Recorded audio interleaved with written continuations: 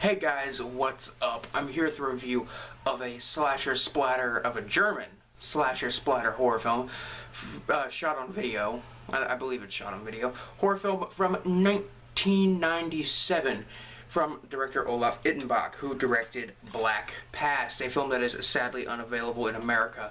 So I have my bootleg of it, but if you guys watched my review of that film, you know I really liked Black Past. I said it's like violent shit, except it actually has a plot, and it's actually a pretty interesting movie.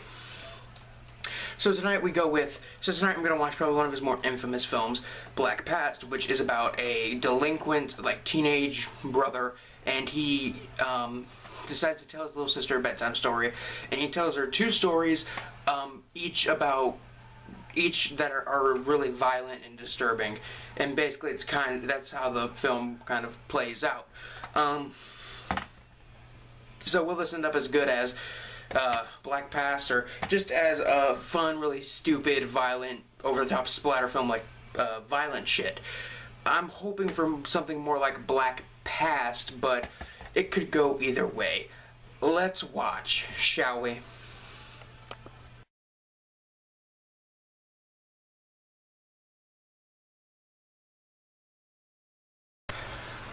Well, that was kind of unexpected. So the movie opens with credits and a title screen, and then we have these two juvenile delinquents driving around. One is Peter, and he's our kind of main character, the juvenile delinquent brother, and the other guy is nameless. Peter tries to go in to get a job, and basically the guy at the job tells him, dude, you're a fucking delinquent, you have bad grades, you can't get a job. You know, you're not responsible enough for this job. So he leaves, and him and his friend go to a kind of gang fight, and it's actually a really cool kind of scene. It reminds me a bit of like The Warriors or Clockwork Orange, of the gang like fight scenes in those films, and the scene starts out like really cool, and then they actually start fighting, and it becomes a little bit cheesy, but still a very funny, cool scene. So next we have Peter. He's arriving home, and his mom's like, where the hell have you been? What's wrong with you? And she starts, you know, slapping him, and then he slaps her back, and that's a very like, oh shit kind of moment. And Peter is forced into babysitting his younger sister, and he gets in a fight with his dad. His dad kicks his ass.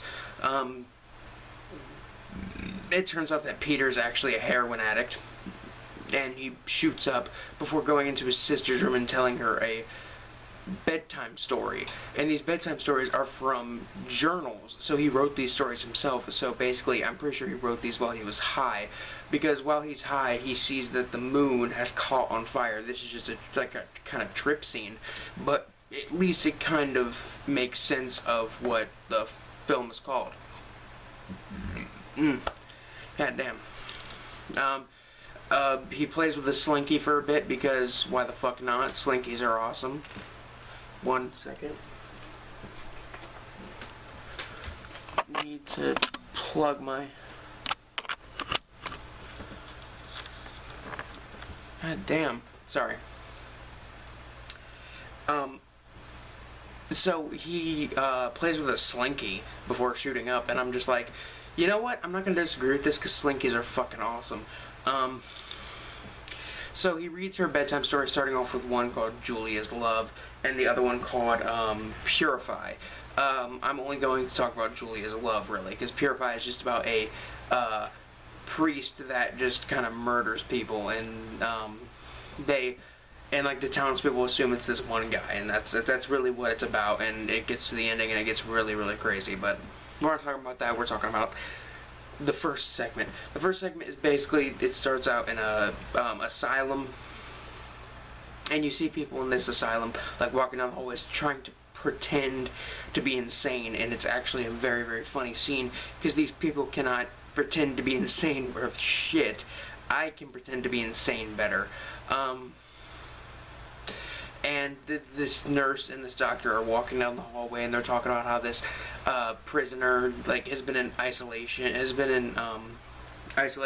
they haven't given him any sedatives for like the past week, and he ends up killing one of the staff there, and then he kills the doctor and the nurse. He goes out, and we meet Julia, who is planning on going out on like a dinner date with her friends and stuff, and also she's going on a blind date that night. The killer hits this guy that gets out of a car, and at first you think the guy getting out of the car is the serial killer because the way he's dressed like the kind of stereotypical like neighborhood watch kind of black, kind of like silhouette figure with the hat and the overcoat. He's dressed like that, so you assume, oh, he must be the killer. But the killer ends up hitting him, stealing another car, and it turns out that her blind date is the serial killer, which is kind of cool, even though I already knew that by reading the plot description, but still. And she shows up to dinner with her friends, and she's only there for like, I'm not even joking, maybe about a minute. She shows up, she doesn't eat anything, she doesn't drink anything, she just shows up, talks for a minute, and leaves. I didn't time it, but I'm assuming it was probably about a minute. So yeah. As expected, Olaf, the director, does a great job again with this one. He does a good job, if not even better job, with that he did with Black Past.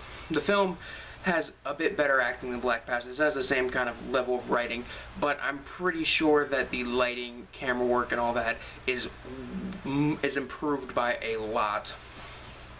It doesn't do that. It doesn't do that thing that I have to mention a lot when I mention like independent shot-on-video films, where they didn't know how to handle a light, and there are scenes that are way too light and scenes that are way too dark.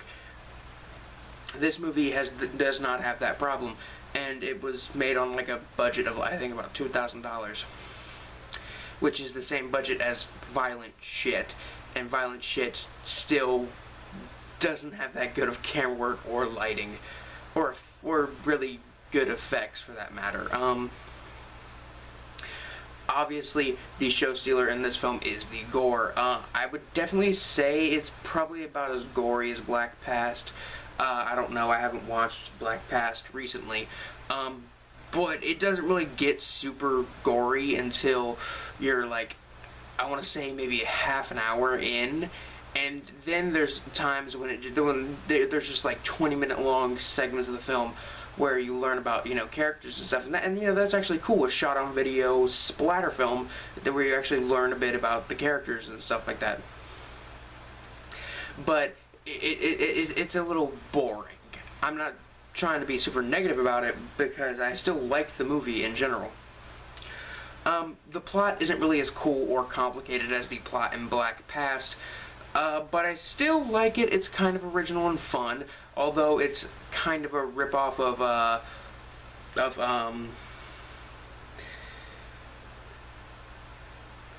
think it was Dead Time Story. No, not Dead Time Stories.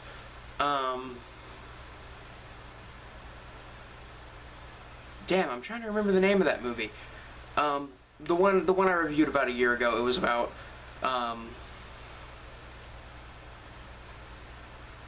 I think it might have been Dead Time Stories, I can't remember. But it was about this guy telling his nephew bedtime stories, and these bedtime stories were stories about like monsters and werewolves and stuff like that. It's like that, except a lot more violent and a lot, I don't want to say a lot more fun, because that one was really, really fun, but the movie's still pretty interesting. The characters actually do have a bit of a personality. And it's a little bit boring at times, although the gore is very, very cheesy and fun and schlocky, just perfect to, you know, bring up your spirits after watching a 20-minute segment of just learning about characters. I'm not saying character development is bad. Again, I'm just saying in a film like this, I don't expect it. So, I really don't have much else to say. I guess my only real problem with this movie, other than the fact that it gets a little boring, is the sound mix on it. It's a little off at times, And the music, which is probably, and the music isn't a problem, but the music is probably the best technical aspect of this film. The music is absolutely fantastic for it being, you know, like independently made music. On the gore meter from 1 to 10, 1 being something like The Corpse Grinders, and 10 being something like Brain Dead. The Burning Moon's probably about a 7. I'd say it's at least a 7.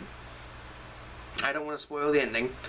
I will say there's a very long, not a very long, but it's probably about 5 or 6 minutes of just this guy being tortured to death. And it's a really gory, fun, splatter-filled scene. I definitely have to say the second segment was far better than the first. All in all, I really liked this one. I liked it about as much as I liked Black Past, and I would give it the same rating as Black Past, except that this one is made a bit better than Black Past is. As far as I remember, so I have to give it at least a bit of a higher rating, 4.5 out of 5, maybe even 4, maybe 4 out of 5, maybe 4.5. I'm somewhere in between there. Anyway, guys, I'm BiscuitBoo69. The links to the Facebook page, Twitter, Tumblr, Rotten Cotton t-shirts, where I get my horror film t-shirts, those are all in the description below. Be sure to check them out. And be sure to check out my friend Chloe's channel. I will put her link to her. I'll put a link in the description to her channel. She does like cosplay and makeup tutorials. I thought I'd give her a little plug. Anyway, guys, I'm BiscuitBoo69. Signing off. Peace.